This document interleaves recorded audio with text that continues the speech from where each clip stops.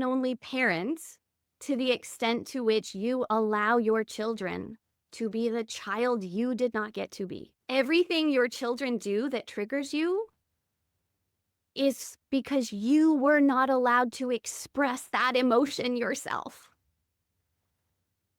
Hey, friends, welcome to the show. I am so excited to have Dr. Amber Curtis back with me today. We are going to dive deep into some stuff, and I cannot wait. I told her, I said, I have so many questions for you. We're just going to start recording so we can get into this. Dr. Amber, welcome. Thank you, Lori. It is my great privilege, and I am so excited to talk about all of this. Because as I mentioned, I've just been on an amazing journey of self-discovery, and I've loved getting to bring other women along on this. And the more I go through it, the more common I realize this is. So I love that we get to have this conversation and that we as a society are raising awareness on a lot of these big hidden sources of stress and frustration, anxiety, depression, big things that we often look to fill or to solve with, you know, the immediate solutions we are bombarded with by marketing and messaging. And the reality is, it's all deep within us. So, where do we start to unpack it? Yeah. Yes, I cannot wait. I cannot wait. I cannot wait. Will you take a step back and just tell us a little bit about you and who you are and your family and all those things, just in case somebody is new to you? Yes. So, I am affectionately known as a crazy person. That is the label that my very best friend gave me. And at first, I was so offended. But I realized that I am a crazy person in what I consider to be the best possible way. So I just fully embrace it. By crazy, I am someone who is doing a million things and loves it.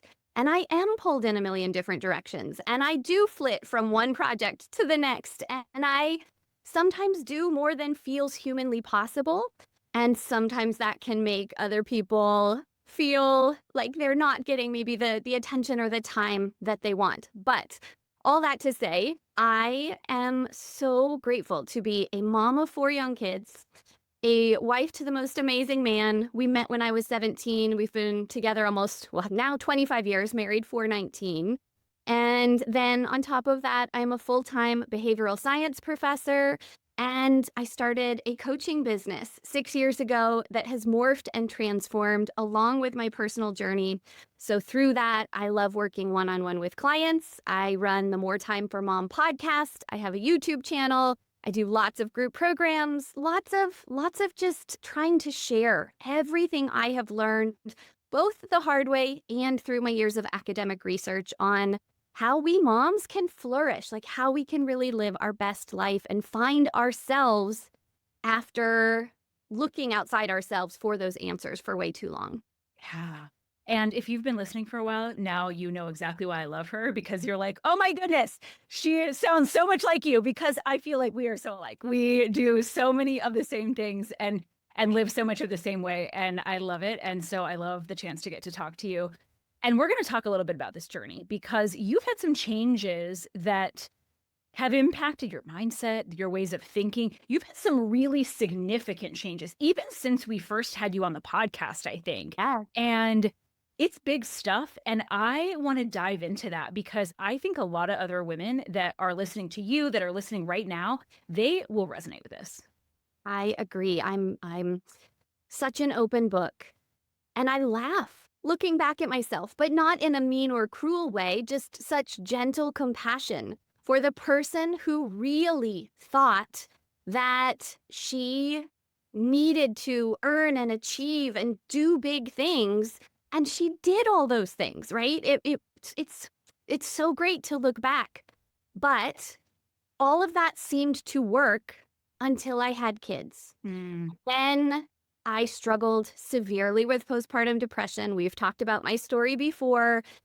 But even at that point, once I was able to get help and recover, the fixer in me, the overachieving perfectionist in me, was convinced that I just needed to find the right way to do it, the right way to fit the puzzle pieces of my life together. And that's where I started my coaching business to share all of the productivity and time management and goal setting tips that I had achieved or, acquired because they had really helped. Mhm. They really did enable me to, I hate the term, but balance these different areas of my life. And yet I was surprised that I still didn't feel at peace in the midst of that. Having the perfect planner, using the Pomodoro time management technique, even what I shared the last time I had the honor of being interviewed, where we talked about energy Yeah. rhythms and working with your body's natural peak performance windows.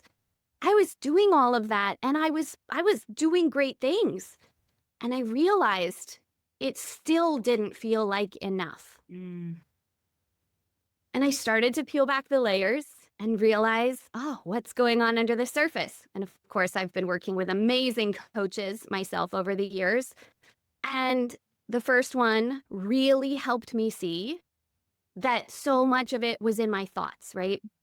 And what control we have over our thoughts to affect our feelings and our actions and our results. And that was so empowering. So I really shifted into this, positive psychology, lots of positive mindset. We just need to think the right things and everything will be great. But then that hard thing happened, right? Kind of along in the same time, we lost my husband's brother to cancer. My mom passed away of cancer. Of course, lots of other hard things, just trying to manage our family. And all the while, I'm like, okay, I'm just going to think positively. I'm just going to adopt the right mindset, right? Note that common word, right. I'm going to find the right way. And I realized, and it was just made aware to me that we don't have the luxury of choosing our thoughts. 90+% of them are dictated by our subconscious and specifically by the way our brain got wired from the moment of conception. And that has led me on this beautiful, beautiful trail of trying to learn how the nervous system works and what the role of the nervous system is in our daily life and how our brain got patterned to believe different things, how those patterns and that programming are showing up in all of our responses to our current triggers. And more importantly, then, of course, the fixer in me, like, great, what do we do with this Right. then?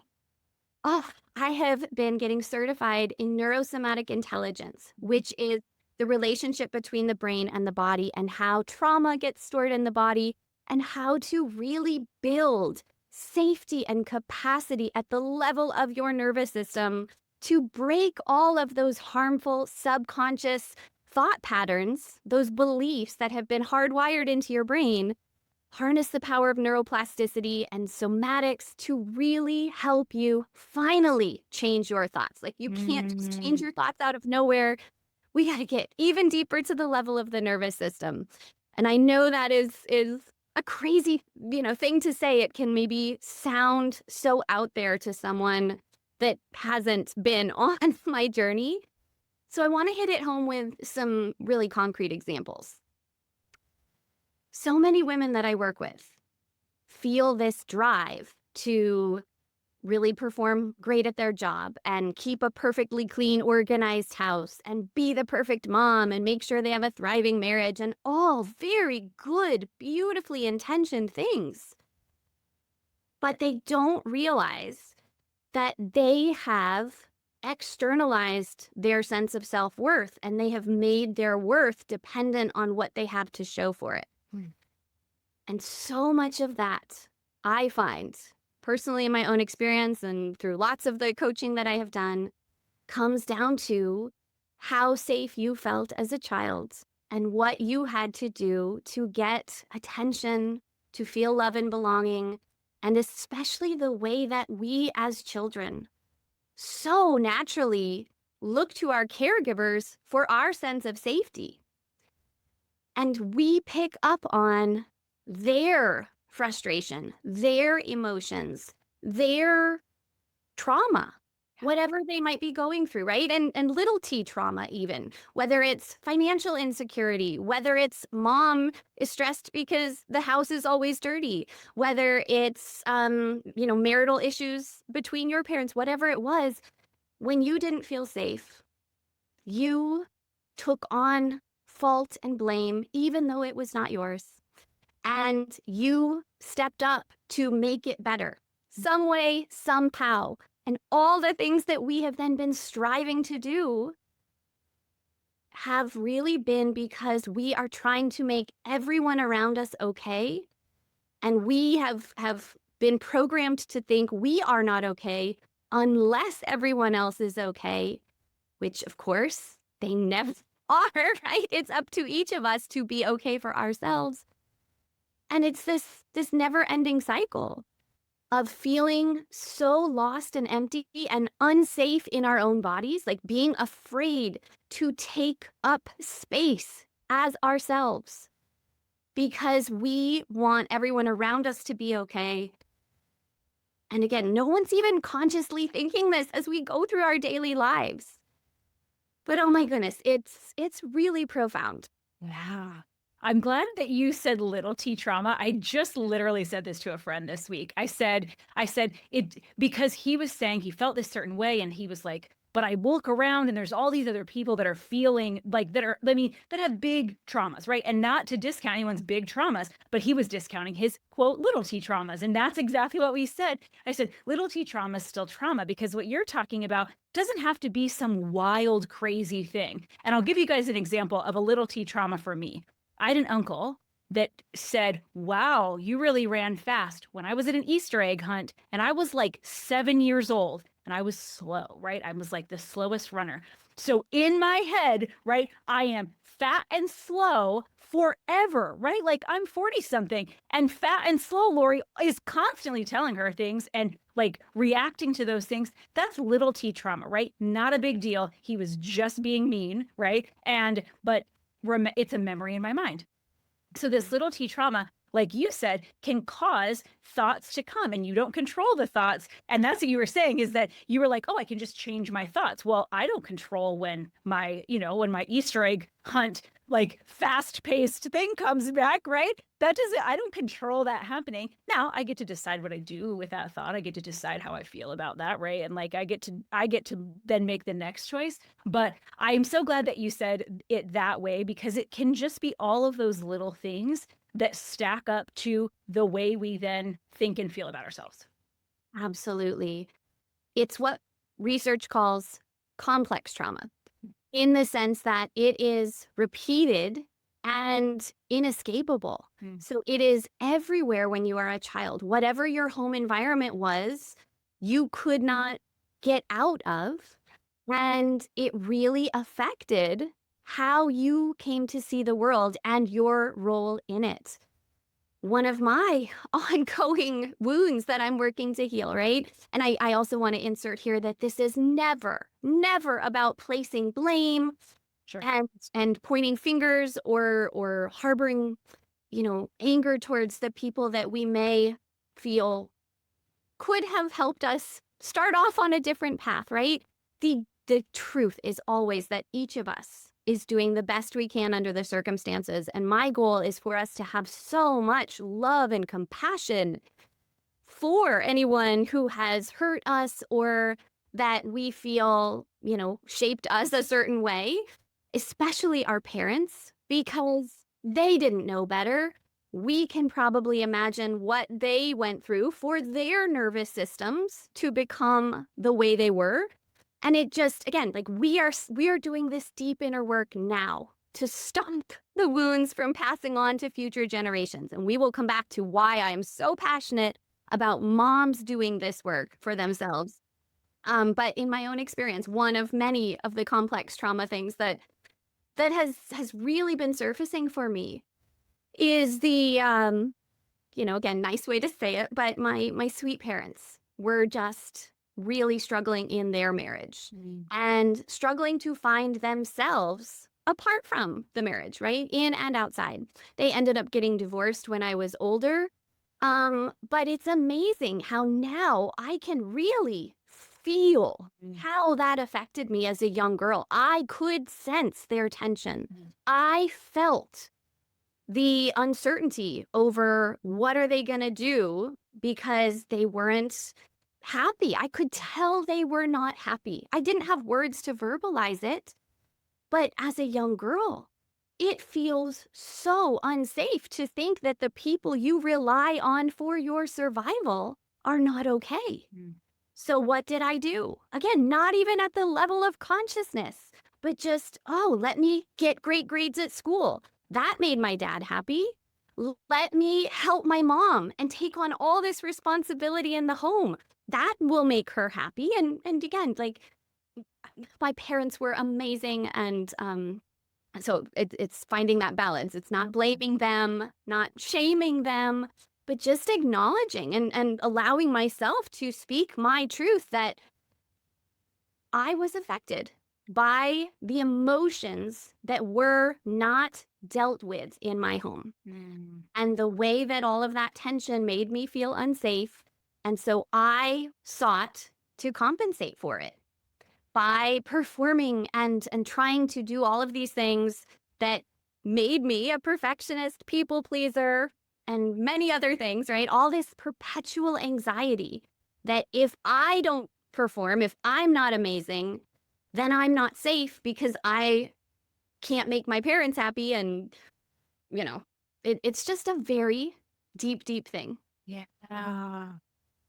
So obviously you've done a lot of work, right? You've been doing a lot of work on an ongoing basis to find some of these things because some of us don't even know, right? We might know we had a great childhood or a crappy childhood, or right, we might know that like our parents weren't that nice, right? Some of us, right, might have those sorts of experiences, but sometimes we kind of don't know what that is. So what kind of started you getting into this and being able to start peeling back the layers, I guess? Oh, I'm so glad you asked that. There's nothing like parenting. Realize you've got work to do on yourself Yeah. and what an inner child still exists within you. Mm. That's the short answer. The detailed answer is that I was using all the productivity strategies. I was so successful at my job. Am successful in my business. Like things have been going great. And yet I hated that I would still snap at my kids or that my husband and I would get into fights over ridiculous things, right? And so it started to occur to me more and more that it wasn't just about changing my thoughts, right? Something was going on within me that was causing me to react to current situations in ways that felt out of my control. Mm. So I've been doing all this work and it is paying off so much because you realize that you can only parent to the extent to which you allow your children to be the child you did not get to be. Yeah. That everything your children do that triggers you is because you were not allowed to express that emotion yourself. For example, earlier this summer, I was dishing out food to my kids before dinner or trying to get everybody to come sit up at the table. And dinner time at my house is pretty comical. It's a disaster. With 4 boys, I mean, I've kind of given up. But my little 3-year-old is Mr. Independent, classic youngest child. He's just like, I'll do it myself, but very sweet, comes over with his little plate. I dish him out some corn, and he insisted that he was going to carry the plate to the table himself. And I know better. Like, I know the corn is going to spill. So I'm like, no, I'll do it. He's like, no, I'll do it myself. And so sure enough, he takes one step and wobbles, and his plate of corn spills all over the floor. But in that moment, I didn't even realize it at the time. But I just very calmly was like, oops, no big deal. Here, let's bring your plate back. I'll get you some more. And it was only after I was walking him back to the table and carrying his plate for him that time that I had this like flash of, wow, that is not how my father would have did react to similar situations when I was a child. And whether it had been a verbal outburst or display of physical frustration or even just a grimace on his face, Mm. I felt in my body, just imagining the situation. I was overcome with that feeling of shame, that feeling of like, oh, I messed up again. I'm horrible. I got to get this right. I'm so sorry, daddy. Like, again, I love my dad to death. So, and he and I have talked about all these things. We have healed so much. Like, I hate giving the wrong impression, but the profound work is that as I have learned to do this work on my own nervous system, I have built that capacity to handle messes or kids being kids or doing things that my parents did not have the capacity to handle. And the reality of that entire situation is just it's a stressor. It's something outside your control happening. And what we control is our reaction to it. My default reaction back in the day, as much as I hate to admit it, would have been to be sad and frustrated. Not maybe even at my kid, but just like, oh, here's a mess. And I just would have conveyed displeasure at the situation. But in that moment with my own sweet son, that didn't show up at all. I am so proud of the difference this has made in my ability to love my children unconditionally, right? Mm. To love them for who they are, not what they do, not whether they spill something, not the million messes or when they talk back or all of these other things. It has fundamentally changed the connection I have with my kids and same with my husband, right? Because I just realize that this is my this is my work. This is it's all me, right? And same for them. They control their responses and reactions, but it doesn't have to be the default, the way your brain was wired.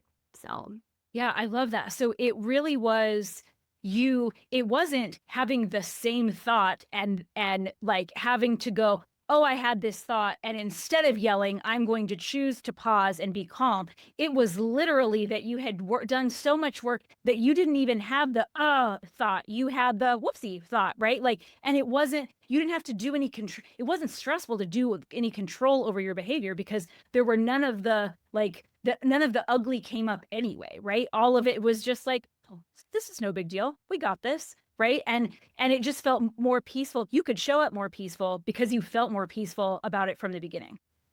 yes, it is so possible to rewire our brains and build these new connections that are based on the love and the worthiness and just the connection that we all desire, right? Our fundamental desire as humans is to feel like we love and belong. And I really felt like I had that growing up, but I realized as an adult that at the nervous system level, that's not really the way things got programmed in my body. And I'm so happy that I've been able to realize that and make changes and get help so that I can be a parent for my kids that I didn't get to have. Yeah. So, I mean, I think if anybody has been listening to even like a little part of this, they like it is very clear why you like this is so important to you, right? It's literally changed your life. It's changed all of the things. It's the way you show up in all areas. And and you have a lot of areas, right? Because you talked about all the interests that you have and all the things that you love to do and be part of. And so what made you go, I need to help other women get unstuck because this is that important? It really comes down to our kids. Yeah. I know I'm idealistic. I am a dreamer, right? But as Saint Mother Teresa so famously said, if you want to change the world, go home and love your family. And I get emotional because we feel so much love for our kids. I know you do.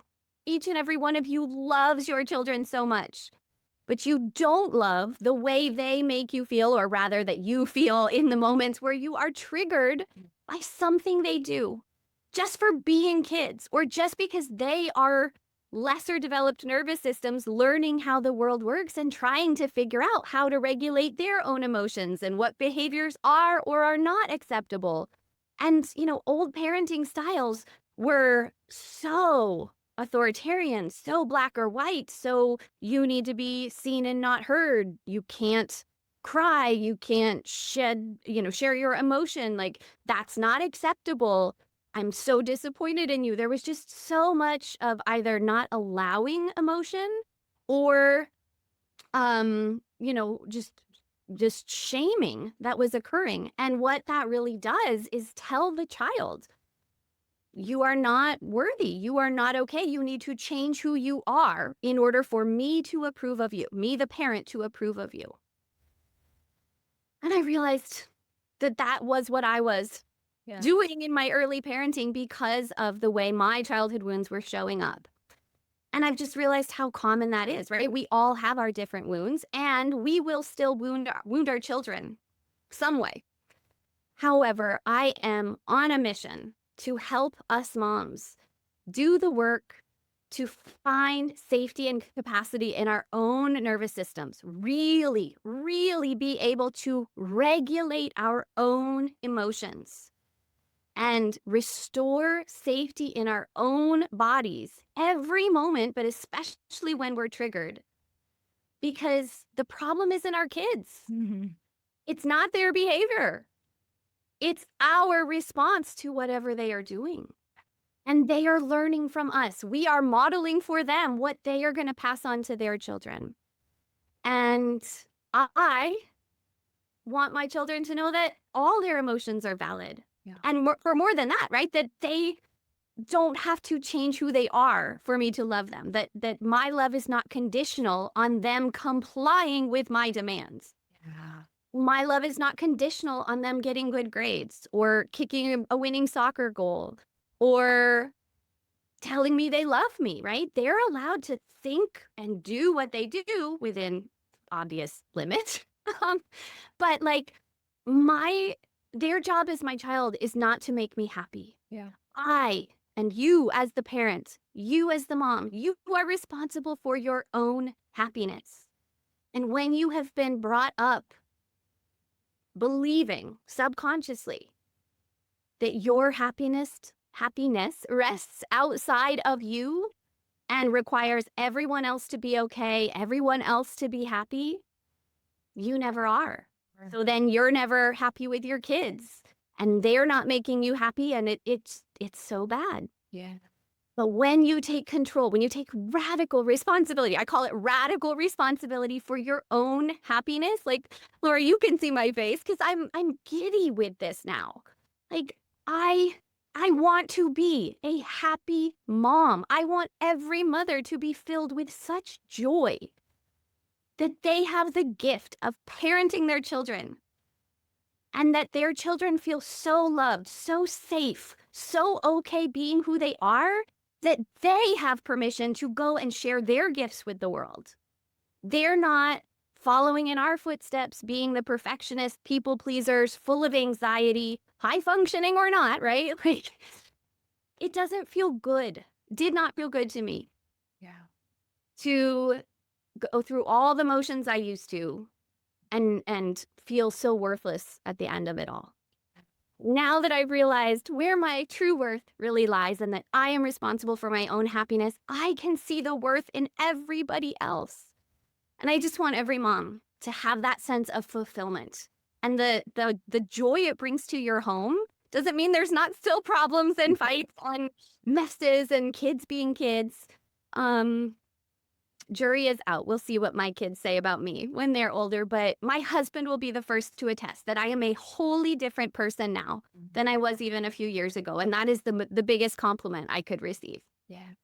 Oh, I love this. Dr. Amber, I want to ask you a question we ask all of our guests, even though I could ask you questions all day long, truly. I want to ask you when you feel most like a supermom. I love it. I will have to listen back to what I even said on my previous interview, but the big answer for today is I feel like a supermom when I have taken time for myself to do what makes me happy, when I have filled my own cup, when I have put my own needs and even desires first. I am such a better mom when I feel good about myself And I'm not outsourcing that to anybody else. I'm not expecting my husband to make me happy. I'm not expecting my kids to make me happy. And I have claimed time to pour into myself, whether that's through my workouts, whether that's through my creative outlets, through my business, through my serving coaching clients. Like, I have a lot of things that bring me joy, as I'm sure all of your multi passionate listeners do as well. And serving my family brings me huge joy as well. But I am a super mom when I'm doing everything I do out of love, not out of obligation, and not with any expectation that they need to appreciate it. And I'm doing this because I have to. I'm doing it because I want to. I love it. We, I know, have listeners today that are really resonating with this, right? Maybe they feel stuck or they feel like, oh my goodness, I really get what Amber is talking about. Will you tell us one small step they can do today just to kind of get started on the journey? Yeah. First thing is just be gentle with yourself. I, in some ways, feel like the messenger, and don't kill the messenger when I offer that maybe the solution isn't the latest, greatest planner or productivity strategy or time management system. All of these things we've been conditioned to think will fix our lives. Maybe that's not the thing, right? So I just want women to open themselves up to the possibility that how they currently feel and what is currently stressing them out, kids, home, work, all of it, right? It really reflects their deeper triggers based on how your brain got wired from a young age. And that's an invitation to explore who you felt you had to be to earn your worth and belonging, and question now if that's still true. And then just very gently start peeling back these layers for yourself. Just see for yourself what a difference it makes for your family. And then on a practical note, because I'm so passionate about this, right, and can't help wanting to share the information with every mom out there, I put together a program called the Happy Mom Protocol that really guides you on taking radical responsibility for your happiness and 6 science-backed habits to make you happy, right? But I want to offer everyone listening a free sample of that program. I have a training within it, one of many, but the one I want to offer is called Why Mom's Happiness is Non-Negotiable. And I know you'll put the link in the show notes. It's a 10-minute video, and I would love for everybody to claim that and just soak it in, reach out to me with questions, but you deserve to be happy. And when you take ownership of your happiness, I can attest, my husband will tell you, and I believe my coaching clients would really tell you as well, your whole family is so much better. Ah, I love that. I love, love, love this. We will put that in the show notes, of course, but will you tell us where we can find you online if anybody wants to follow along or wants to come check out more? I would love to. So my podcast is called the More Time for Mom podcast. New episodes every Tuesday. Would love for listeners to follow in there. And I'm always talking about all things mom life, psychology, neuroscience, goals, parenting, blah, blah, blah. But my website is solutionsforsimplicity.com. That's a great way to connect. And I'm quite active on Instagram at Solutions for Simplicity. Excellent. Thank you, thank you, thank you. Thank you, Lori. I love this time so much, and it makes me so happy to get to talk to you and share all of this with all your listeners. Appreciate it.